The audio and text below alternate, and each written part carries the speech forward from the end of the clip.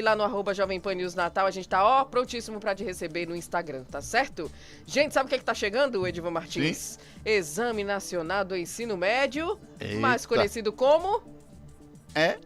NEM. Exatamente, tá se aproximando.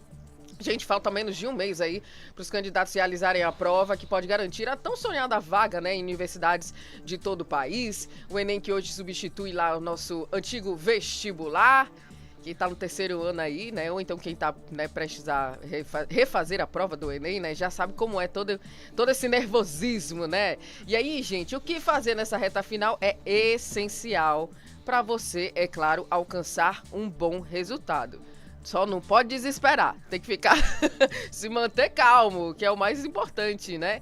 E aí, gente, para ajudar os estudantes a se prepararem estrategicamente, a gente está recebendo hoje o professor Carlos Henrique, está conosco aqui, é diretor pedagógico do CDF, cursinho, inclusive, olha, CDF das antigas, olha, vem aí há muitos e muitos anos com uma grandíssima aprovação, né? E aí ele vai compartilhar algumas dicas, vamos pegar umas dicas aqui agora, hoje, né? Dicas e orientações para que você chegue lá no primeiro dia do Enem, preparadíssimo, se sentindo, olha, super confortável e o que é mais importante, super confiante, né? A confiança passa por tudo isso aqui, né? Nesses últimos dias aí, antes, né, do Enem realmente acontecer. Professor, seja muito bem-vindo, prazer tê-lo conosco hoje. Esse momento é um momento sempre importante, né? Vai chegando o final do ano, os alunos já ali naquela ansiedade total, né, pro Enem. E não só pro Enem, mas... Porque quando a gente pensa no Enem, a gente pensa no nosso futuro, né? Então, pensar no futuro é muito importante, né? Seja muito bem-vindo, prazer tê-lo conosco hoje. Obrigado, Andressa. Obrigado, Edivan, pelo convite e a oportunidade. E, em especial, a audiência que está nos ouvindo e nos assistindo. Na verdade, o Enem é o maior desafio do estudante do ensino médio, né? Hoje, o Enem, eu digo que é o maior vestibular do mundo, proporcionalmente. Primeiro tem o Gaokao da China, que tem 13 milhões e 400 mil inscritos. O Enem este ano tem 5 milhões, mas a China tem 7 vezes a população do Brasil, né? Aí se comparar ali, né, fazer se comparar, fazer essa comparação, a gente com certeza é o maior vestibular do mundo. E nessa reta final, o candidato ele tem que ter muita tranquilidade. Tem algumas estratégias que a gente vai falar aqui de como melhorar. Tem como melhorar em tão pouco tempo? Tem sim, principalmente na prova de redação, que às vezes hoje a gente vai aqui desmistificar essa prova. A redação é importante, importantíssima, é protocolo você tirar uma nota boa em redação, que não é tão difícil. As provas mais difíceis a gente vai encontrar em ciências da natureza, onde tem as questões de física e de química, que o candidato normalmente tem muita dificuldade, até em matemática, né? E vem biologia ali para dar uma suavizada. Sim. E aí o que a gente já pode de cara traçar ali? O que a gente, nesse momento, falta aqui mais ou menos um mês, né, para a prova acontecer? O que o senhor acha importante ali para os alunos? A partir de agora, o que o aluno tem que focar? Vamos lá. Então, primeiro a redação. A redação, eu sempre digo que é uma das provas mais fáceis de você obter uma média boa, né? Mas é o grande terror. Não é, Edivan. Às vezes é exatamente às vezes o professor mesmo, não sei, acho que até para valorizar a disciplina dela, não tem como ser um grande terror. Vou dar aqui uns dados aqui interessantes de redação, nota 1000. Vamos lá.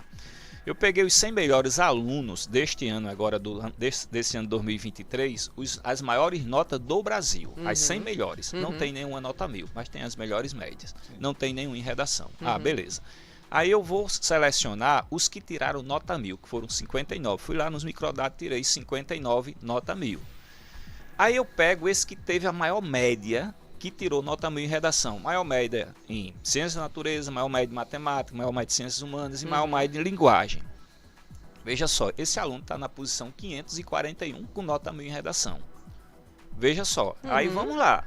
Aí eu desço, aí eu vou pegar os 59, tá certo? Que tiraram nota 1000 e vou pegar o último colocado da menor média dele. De matemática, tá entendendo? Ciências da natureza, de linguagem e matemática. Mas ele tirou 1000. Então veja só, esse aluno, ele acertou quantas questões em linguagem? São 45. Ele acertou 14 questões em linguagem. É um aluno bom? Não. Ciência da natureza, quantas questões ele acertou em ciência da natureza? Que são 45 questões, compostas por física, biologia e química. 5 questões. Então quer dizer que não é tão difícil tirar uma nota 1000 em redação. Sim. Certo? Sim. Porque você tem aí alunos certo? Que não, o desempenho dele não é tão bom nas outras matrizes, mas tirou 1000 em redação. Aí eu faço um corte menor. O que eu posso fazer no corte menor? Aí eu vou olhar quem foi que tirou 900 mais em redação. Quantos alunos no Brasil tiraram 900 mais? 200 mil. A gente vai comparar. Eu tenho aqui, por exemplo, Ciências da Natureza. Ciências da Natureza, quando eu pego Ciências da Natureza, para ele tirar, primeiro, ninguém tirou até agora mais de que 900 Ciências da Natureza, certo? Esse aluno que tirou 800 mais, foram só 803, comparado para 200 mil que tiraram mais de 900, então redação é muito mais fácil. Aí eu vou para Ciências Humanas, que é História, Geografia, Sociologia e Filosofia. Quantos alunos, certo? Quantos alunos fizeram mais de 800? Ninguém fez 900. Sim. 238 só. Matemática, aí, ciências da natureza. Ciência da natureza, eu vou para Ciência da Natureza. Quantos alunos em Ciência da Natureza? Veja só, eu vou para linguagem, que é a prova considerada mais fácil. 9 alunos tiraram mais de 800, não chegou a 900. A maior média de ciência, você fechando as 45 questões de linguagem, foi 820. A maior média em ciências humanas foi 823, quando ele acertou todas as questões, foram 81. Sim. Então, redação, para quem tem pouco tempo, fazer redação melhora o desempenho. Por quê? Você não precisa estudar tanto conceito. Redação, você pega aquela formulazinha que o professor dá, a estrutura da redação, e praticar. As outras disciplinas, elas têm muito conteúdo, você tem que estudar conteúdo, às vezes você tem muita dificuldade, e tem mais, e você tem que praticar. A redação agora é prática. Em uma semana, se você ver toda a estrutura, pode ter certeza que você vai tirar uma nota boa. Quando o tema não é do conhecimento do aluno, ele não tem, né? Então, vamos lá. Qual é o segredo para você? O segredo. A conversa fiada não vale. Exato. Mas tem uma estrutura, Divan. Ela tem uma estrutura. Se você seguir aquela estrutura da redação, você não vai se distanciar tanto da pontuação. Exatamente. Mas mesmo assim, lá no tema motivador, ele tem muita informação para você colocar na sua redação. Você não vai ter tanta dificuldade. Ele vai tirando aqueles temas. Vai tirando aquilo ali, entendeu? E você vai montando sua redação. Por isso que é importante, como é bem interessante ele frisar isso aí, porque é importante fazer a redação. Porque de repente, quanto mais você faz, você vai pegar temas diversos, aquele tema que você não tinha tanta habilidade, não conhecia. Sim. Opa, estou fazendo aqui, se eu não fui muito bem, porque eu não fui bem. Ainda dá tempo de corrigir. E a estrutura, professor, ainda é dissertação? A gente ainda trabalha exato. Aí o que acontece? Outra coisa também, que às vezes outro bicho papão também, Andressa e Edvan. Matemática, que não é essas coisas todas também não. Não diga um negócio desse não. Veja só, matemática é interessante, porque matemática, quando você pega a prova de matemática, 90% da prova de matemática é matemática básica. Do 9º ano para baixo. Se o aluno for um bom aluno em matemática básica, ele não precisa. A base da matemática. A base da matemática. Se facilita. Exatamente. Estudando 90% de matemática básica, com certeza você faz uma prova razoável. E tem mais. Matemática, depois de redação, é a única que você pode fazer até mais pontos do que redação, passar de 1000. 2015, um aluno do Piauí, um aluno do Rio de Janeiro, fez 1008 na prova de matemática. Como é que isso pode acontecer? Primeiro, ele tem que acertar todas as questões. Claro. Segundo, a prova tem que ser difícil, certo? Veja só. Agora, quantos alunos conseguiram, olha só, para a gente comparar, quantos alunos conseguiram 900 mais pontuação, a média dele, em matemática? 5.313, essa última prova. Aí você desce para a natureza, não chegou ninguém a 900, só 800. O cara que fechou a prova de ciência da natureza, foram só 14 alunos, foi 868,4. Não chegou a 900. Porque matemática só é matemática, 90% matemática do ensino básico, mas ciência da natureza você tem que estudar química, que tem umas continhas ali, embora que 2014 para cá diminuiu muitos cálculos, e física você tem que fazer conta também. Quem já tem dificuldade em exatas, ele vai ter dificuldade em ciência da natureza. E qual é a prova que eu devo começar no primeiro dia? É outra coisa importante também. Primeiro, eu sempre digo ao aluno que ele tem que chegar no local de prova mais cedo, para não chegar muito ansioso, porque ele é natural, até porque a faixa etária de quem faz o Enem é aluno muito jovem, né? Muito ansioso. Qual é a prova que eu devo começar? Aquela que você consegue fazer mais pontos. Qual é a redação? Primeiro dia de prova, tem linguagem, é uma prova composta por 45 questões, 5 questões de língua estrangeira. O aluno escolhe ou espanhol ou inglês. E o que que eu devo escolher quando eu não conheço, nunca fiz um curso de inglês nem de espanhol? Nenhum nem outro. Inglês, que é mais fácil. Porque no Enem, eu sempre digo que a prova do Enem não é uma prova difícil. Por quê? Porque ela valoriza as questões fáceis. Como assim, Carlos? Vou dar um exemplo a você. Tá, eu, você e Edivan aqui. E a gente vai fazer uma prova do Enem com 9 questões. E essa prova é dividida assim, pelo grau de dificuldade. Fácil, média e difícil. Vamos supor que a Andressa acerte todas as fáceis, as 3 fáceis. Edivan, as 3 médias e eu as 3 difíceis. Se eu perguntar quem foi a maior nota, quem não conhece o Enem vai dizer que foi Carlos que acertou a mais difícil. Mas não foi. Foi a Andressa que acertou as 3 mais fáceis. Olha porque aí. existe essa diferença de peso ainda, né, professor? Existe o seguinte, um negócio chamado coerência pedagógica. Por quê? Porque que o Enem faz? Porque quando era na UFRN, que tinha prova discursiva, era muito difícil numa prova aberta, a prova discursiva, você chutar. Não tem como chutar, você sabe, não sabe. O Enem, como é que eu faço sair? Será que, por exemplo, o aluno ali se chutasse, ele vai ganhar ponto de que o cara que estudou? Não é justo, né? Sim. Como é que ele faz? Por exemplo, como é que eu vou entender se esse aluno só acertou questões difíceis e errou todas as fáceis? Não tem como, é a mesma coisa que eu vou pular um sarrafo de 1 metro, eu não consigo pular, mas consigo pular um de 2? Com certeza não. Então, se eu acertar essas questões difíceis, a minha nota vai para lá para baixo, diminui para aquele candidato que acertou as fáceis, certo? Agora, às vezes tem o seguinte, ó, então eu vou deixar em branco. Não faça isso. Em branco você não pontua nada, certo? Você ainda vai ter ali um pontinho, mas não um ponto com qualidade nessas questões difíceis. Eu vou dar um exemplo a vocês. Ó, curiosidade do Enem. Calçar um quichute. Um quichute daquele pesado, né? Daquele molhado, hein? Acaba nem andava, acaba com as pernas finas como a minha, não sai nem do canto. Aí veja só.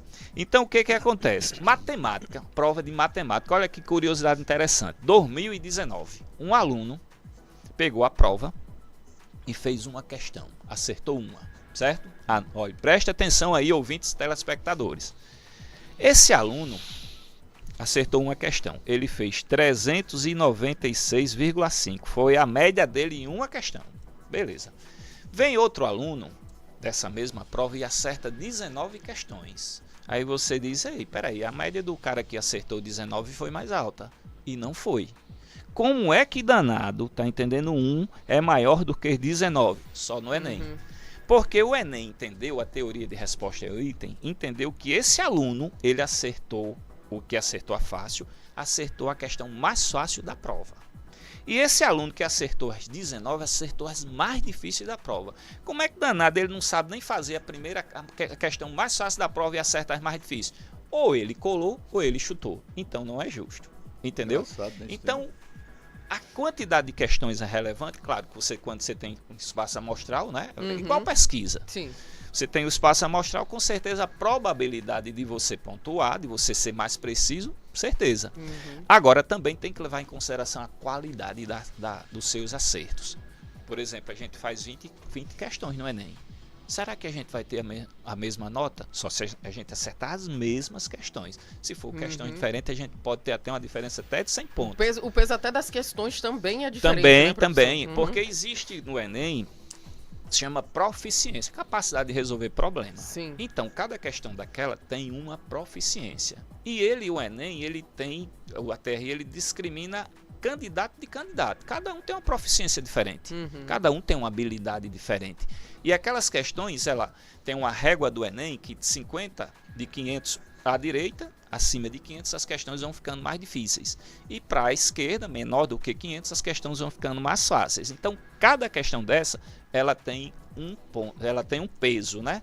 Ela tem uma, como é que se diz? Ela tem uma média, uma proficiência. Por exemplo, questões de 550 para baixo é considerado questão muito fácil. Questão de 550 até 650, questão fácil. Questão de 650 até 750, questão média. Questão de 850, de 750 até 850, questões difíceis. De 850 para cima, muito difíceis. Então é muito importante. Aí você diz, mas Carlos, espera aí, e como é que eu vou saber se você disse que eu não posso errar questões fáceis? Tem um carimbo, fácil, médio e difícil? Não. Mas em matemática, a gente sempre mostra que as questões de gráficos e tabelas são as questões mais fáceis. E quais são as questões que eu não posso ir logo para cima delas para não perder tempo? Porque o Enem não é uma prova difícil, é o que eu estou dizendo a vocês. Prova difícil é a prova do ITA, porque ela valoriza as questões fáceis. Se valorizasse as questões difíceis, aí beleza, aí seria uma prova difícil. Não é? Bacana, né? Então veja só, logaritmo, matemática. Meu amigo, vê uma questão de logaritmo, passa logo. Ah, não tem questão fácil de logaritmo? Raramente se tem. Questão de probabilidade, difícil, médio e difícil. Questões de gráfico, de tabela, muitas vezes você não precisa nem saber as 4 operações, só 2. Só somar e subtrair você resolve a questão. Tanto é que essa questão que o candidato acertou uma só, era uma questão de tabela, de gráfica. É só dar uma lida lá, pronto, acabou, vai-se embora. Acabou acertando, nesse né? mês, nessa reta final aí, qual é o conselho maior? Por onde começar? O que fazer? O camarada que, sei lá, não acompanhou muito bem, onde ele deve centrar fogo? Pronto, vamos lá. Volta em redação. Redação, ela é importante porque você não precisa estudar tanto conteúdo. O conteúdo de redação é pequenininho. Você pega aquela estrutura, tá certo? Da redação e você vai começar a praticar. É quando você começa a melhorar a sua pontuação de maneira assim fácil, pelo pouco tempo que se tem. Porque se você for estudar, por exemplo, ciências da natureza, é muito conteúdo de química, de física, de biologia. E mesmo assim, você acertando a prova todinha, você não chega a tirar nem 900 pontos. Redação. Depois, qual é? Matemática. Matemática também. Por que matemática? Porque primeiro as questões mais fáceis, já está dizendo, elas são mais valorizadas.